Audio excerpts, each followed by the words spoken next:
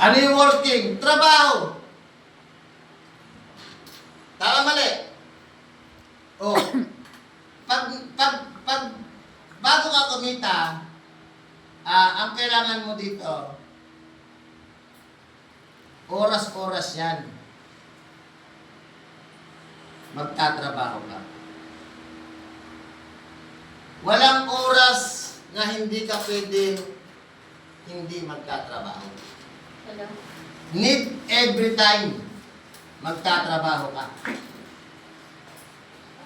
Pwede bang papasok ka, pag-in mo, hindi ka na magtatrabaho?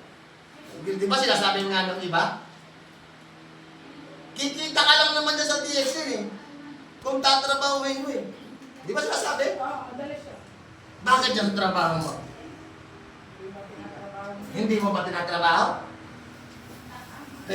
Pwede bang pagpasok mo dyan, uupo ka na lang?